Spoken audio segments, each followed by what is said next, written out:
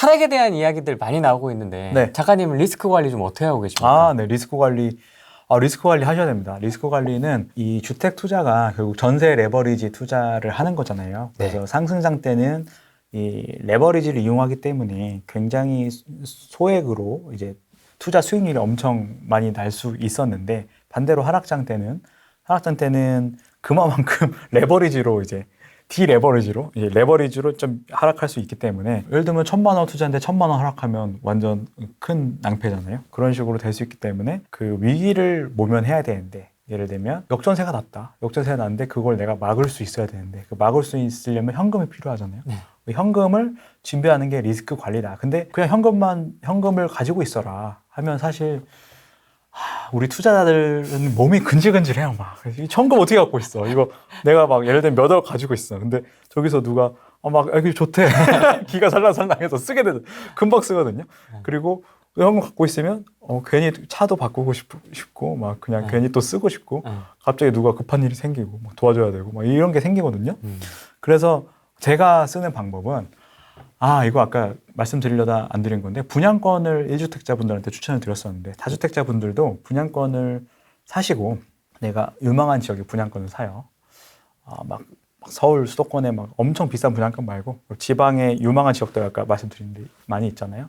그런데 가서 한 3, 4억짜리 분양권 사면 부담이 안 되잖아요.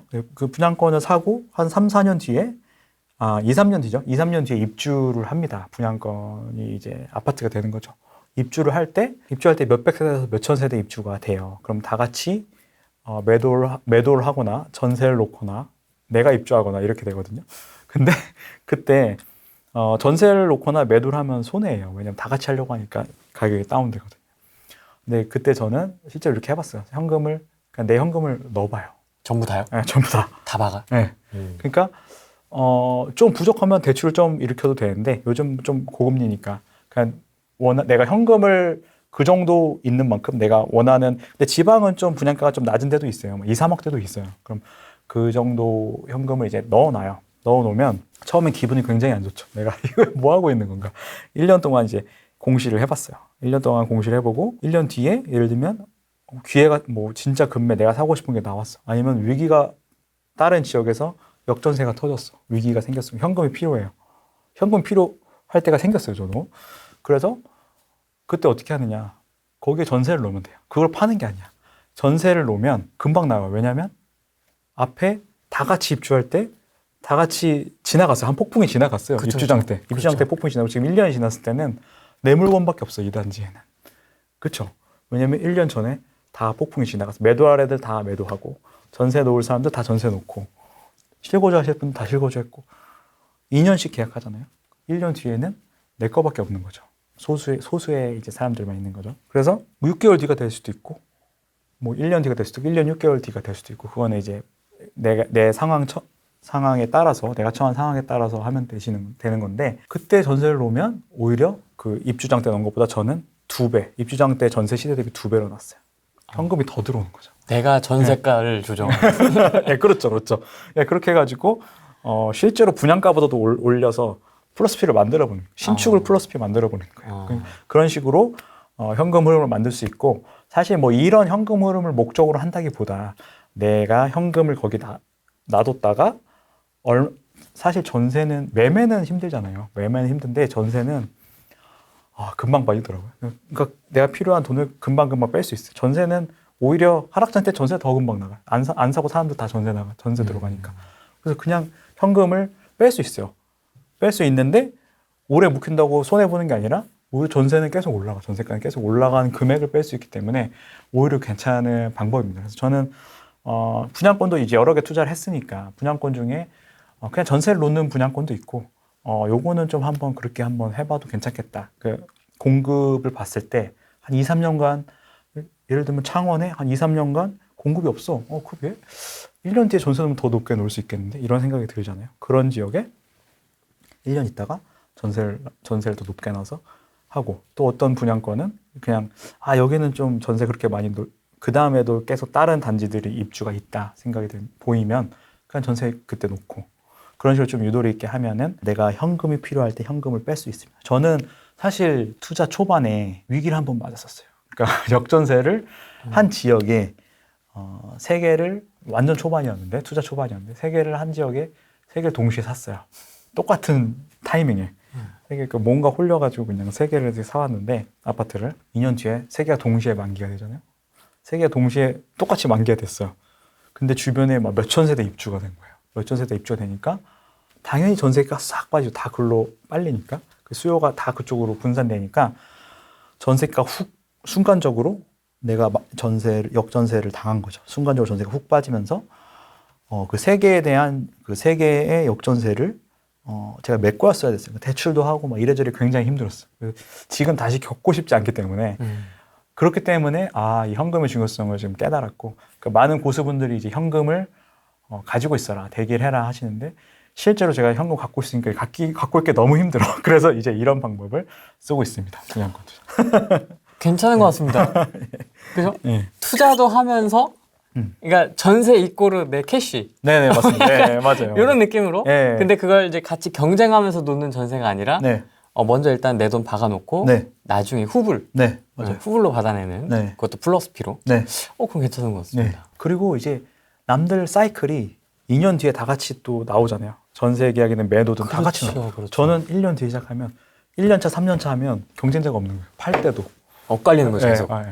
그래서 그런 전략을 쓰시면 아마 분명히 고수분들은 그런 전략 쓰시는 분들이 있으실 거예요. 다수는 아니기 때문에 그렇게 소수 전략으로 가면 남들과 경쟁하지 않기 때문에 더 매도할 때도 더 훨씬 수월할 겁니다. 아니, 세금은 좀 괜찮으세요? 지금 뭐 가액으로 바꾼다고는 한다. 아직 안 바뀌었죠? 바꾼다고 하는데 올해 말에 어떻게 될지 한번 봐야 될 것 같습니다. 세금은 좀 어떻게?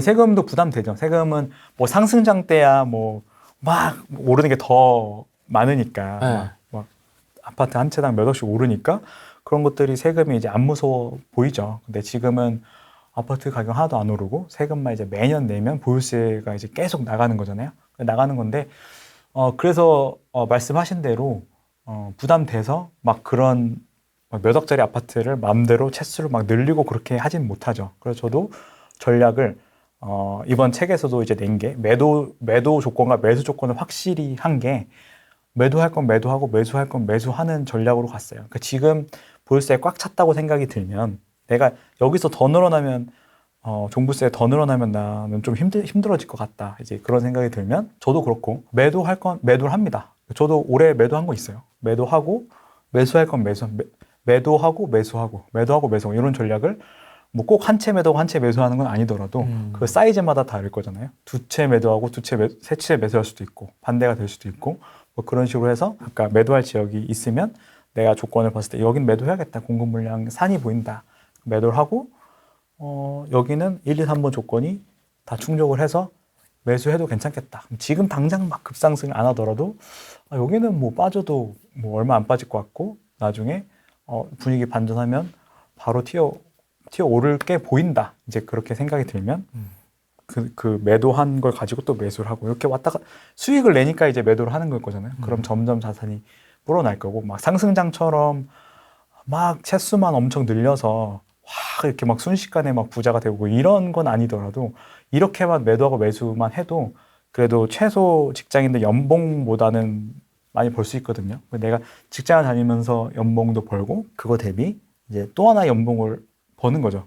그럼 이제 맞벌이를 하는 거죠. 투자와 직장 같이 맞벌이를 해서 하면은 훨씬 빨리 돌아가는 게 사실 직장 연봉은 세금 내고 우리 생활비 내고 하면은 많이 남지 않잖아요. 그래서 요거까지 같이 하면 그 다음부터는 훨씬 이게 뭐 쳇바퀴가 굴러간다고 해야 되나? 이게 눈이 좀 불어난다고 해야 되나? 이런 게 이제 보이거든요. 투자금이 늘어난 걸 가지고 또 예를 들면 이만큼의 투자금이 나중에 2배가 되고 이렇게 되고 2개가 되고 4개가 되고 이렇게 늘어날 수 있거든요. 투자는 투자대로 이렇게 늘려갈 수 있거든요. 그래서 뭐 그런 식으로 하시면 좋을 거. 사이즈를 그러니까 예를 들면 그거예요. 지금 한 채 팔고 한 채 샀으면 내년에 2채 팔고 2채 살 수 있는 거고 그 다음에 4채 팔고 4채 살 수 있는 거잖아요. 그래서 그러면 자산이 점점 늘어나고 리스크 관리도 그렇게 늘어날수록 리스크 관리도 할 수 있어요. 안 하는 사람들도 있지만 아까 말씀드린 대로 저 같은 경우 분양권 하나만 그렇게 해놓는 게 아니거든요. 여러 개가 있어요. 그래서 분양권이 여러 개가 있고 여러 개가 다 막 이렇게 입주를 하면 몇 개는 산발적으로 현금을 넣어두면 안전하잖아요. 여기서 전세 안 빠지면 여기서 빼면 되잖아요. 그래서 그런 식으로 해가지고 리스크 관리 오히려 자산이 늘어나면 더 리스크 관리도 하기 쉬워질 수 있게 그런 식으로 전략을 짜시면 좋을 것 같습니다. 그래서 그렇게 벌어서 가끔 맛있는 것도 먹고 네. 블로그에 가면은 맛있는 거 가끔 드시더라고요. 되게 맛있어 보이더라고요. 지금 사실 분위기가 이렇다 보니 이제 내 집 마련 준비하시는 분들도 뭐야 이거 어떻게 되는 거야 네네. 떨어지는 거야 이제 이러고 있거든요. 네. 내 집 마련 준비하시는 분들에게 좀 조언을 해주신다면. 저는 뭐 주변에 무주택자나 1주택자 분들한테는 무조건 집 한 채는 사라. 집 한 채는 사라라고 말씀드리고 있고, 지금 다행히 꼭지가 아니죠. 꼭지를 잡을까 걱정하는 지금 구간은 아니잖아요. 이미 좀 하락을 많이 했기 때문에. 그래서 이미 조정을 보였기 때문에 오히려 마음 편하게 내 집 마련할 수 있다. 내 집 마련할 수 있기 때문에 좀 공부를 많이 하시면 실제로 금매들이 굉장히 많이 보이거든요. 무서워서 이제 파는 금매들이 많이 보이는데 그런 것들을 잡으면 기회가 될 수 있을 거라고 봅니다. 아니 작가님 지금 서울 집값 반토막 나야지 지금 이게 10억 15억이 지금 정상입니까? 좀 더 기다렸다 살랍니다. 제 입장에서 말씀드리면 저는 다주택자잖아요. 다주택자인데 저도 사고 싶을 정도의 가격이 보이기 시작했어요. 다주택자임에도 불구하고. 근데 이제 무주택자나 1주택자 분들, 다주택자도 이제 조금만 더 떨어지면 이제 왜냐면 지금은 손이 안 나가는 이유는 사실 취등록세 때문이고, 취등록세랑 보유세, 종부세 이런 것 때문인데 당장 취등록세가 많이 드니까 지금 다주택자들이 가만히 있는 건데, 지금 한 20% 떨어졌다고 생각을 해보자고요. 20% 떨어졌는데 취등록세가 12%야. 그러면 사실 8%밖에 안 떨어진 거거든요. 취등록세 내야 되니까. 근데 여기서 30%, 40% 떨어진다? 그러면 취등록세 내도 20, 30% 떨어진 거잖아요. 그럼 다주택자 움직입니다. 그럼 움직이죠. 왜냐면 지금 취등록세 감안하니까 지금 한 10% 정도 떨어졌구나 이렇게 생각을 하는데, 더 떨어지면 저부터도 움직입니다. 저부터도. 그렇기 때문에 여기서 그럼 반토막 나야 됩니다 하면, 그럼 반토막 났을 때 다주택자들보다 빨리 움직일 수 있느냐, 이제 그걸 먼저 여쭤보고 싶고, 그 전에 무주택자나 1주택자 분들은 뭐 지금 당장 사야 된다 요건 아니지만 지금부터 공부를 해서, 사실 저도 바닥이 어딘지는 말씀을 못 드려요. 저도 모르고, 바닥이 어딘지 모르고 반등이 정확히 언제부터 반등을 하겠다 이런 건 모르지만, 제가 그거를 그거를 말씀드릴 때 이 페이지 하나 보고 말씀드리고 싶습니다. 이거는 저도 뭐 깨달은 지 얼마 안 됐는데 레이 달리오가 나옵니다. 예, 사이클인 거예요. 그러니까 롱숏, 그러니까 상승하고 하락하고 상승하고 하락하고 상승하고, 뭐 주식시장이든 부동산 시장이든 다 이렇게 됐고, 아까 20년치 월간 데이터 보셨죠? 매매지수든 전세지수든 상승 하락 이렇게 하면서 우상향 하는 것을 보실 수 있습니다. 보일 수 있는데, 네. 우리 그 금융시장에서, 선물 옵션 시장에서, 금융시장에서 상승을 롱에 배팅한다고 말을 해요. 롱에 배팅한다. 그다음에 하락 배팅은 뭐 풋옵션 사고 뭐 선물 매도하고 이런 하락 배팅은 숏이다. 나는 숏 포지션을 잡았다. 숏 포지션을 잡았다. 상승은 롱 포지션을 잡았다. 난 올라간다에 배팅한다. 롱 포지션 잡았다. 근데 롱이라는 거는 길다라는 뜻이에요. 롱은 길다, 영어로. 숏은 짧다. 근데 롱 포지션은 길다. 그러니까 상승장이 길다. 간단하죠? 영어예요. 그게 진짜입니다. 하락, 숏에 배팅했다. 숏에 배팅을 길게 할 수 없어요. 왜냐면 하락장이 그렇게 상승장보다 길지 않기 때문에 숏에 배팅한다는 거는 짧게 단타로 치고 나올 때 이제 숏에 배팅을 하는 거거든요. 아니면은 뭐 리스크 관리를 한다던가. 그래서 짧게 포지션을 잡는 게 숏 포지션, 하락 포지션이고, 롱 포지션은 길게 포지션을 잡는 겁니다. 실제로 금융시장에서도 그렇고, 뭐 몇십 년 막 엄청난 오래된 그 레이 달리오 패턴도 마찬가지죠. 이렇게 우상향 하는데 이렇게 사이클이 간다는 거죠. 그래서 말씀드리면 지금 뭐 상승장, 하락장, 조정장, 상승장, 하락장이라고 하면 지금 뭐 여기 한 반 정도 하락했을 수 있어요. 말씀하신 대로 뭐 더 하락할 수도 있고, 서울 뭐 반토막 날 수도 있는데, 그래서 요게 내가 예를 들면 여기에 사든 여기에 사든 결국은 뭐 10년 뒤에 봤을 때는 올라간다는 거죠. 몇십 년간 그래 왔고, 자본주의 원리가 그러니까 그래 왔었고, 지금 하락 그 조정이 여기일 수도 있어요. 그러니까 여기 있는데 다시 올라가면 더 못 살 거잖아요. 다시 올라가면 또 올라가는 속도는 또 엄청나게 빠르고, 매물 소진도 엄청 빠르기 때문에. 네.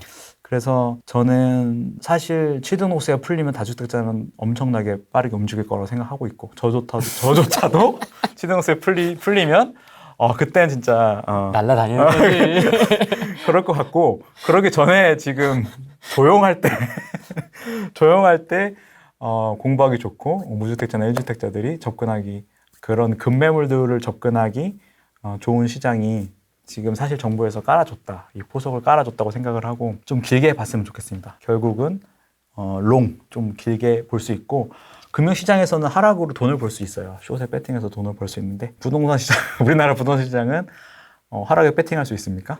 결국 돈을 벌려면 롱 포지션을 잡을 수밖에 없습니다. 이 화살표의 시작과 예, 예. 이 빨간 화살표의 끝 여기를 잡고 싶어서 그러신 것 같아요. 거기를 잡으면 좋죠. 그러니까 완전 하락 끝과 상승 초반 거기를 잡으면 좋은데 1주택을 소유한다는 게 그냥 인플레이션을 사실 해치하는 거거든요. 네. 근데 뭐 다주택으로 예를 들면 내가 이미 한 채가 있고 내가 실거주 한 채가 있고 한두 채가 있고 그다음에 더 추가로 산다고 했을 때는 그거를 잡는 걸 노력해보는 것도 의미가 있다고 생각합니다. 나는 진짜 바닥을 한번 잡아보겠다 해서 뭐 세 채나 네 채나 다주택자 분들은 그렇게 하셔도 되죠.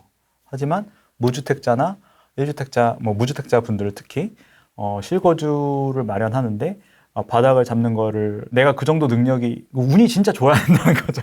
그 정도 능력이 될까? 이제 그런 거죠. 저도 못 잡습니다. 네, 그래서 그런 부분은 차근차근 지금 공부해서 내가 확신이 들 때 사실 이 매매 지수, 전세 지수는 전체 시장에 대한 지수잖아요. 근데 그 아파트 단지, 내가 원하는 단지는 더 미리 올 수 있고 그 바닥이 더 미리 올 수도 있는 거예요. 지금이 바닥일 수도 있는 거예요. 예를 들면 지수는 좀 나중에 바닥이 오더라도 그 단지들은 더 좋고 하기 때문에 더 좋은 단지들은 지금이 바닥일 수도 있다. 그러니까 지금부터 차근차근 준비를 하셔야 된다고 생각합니다.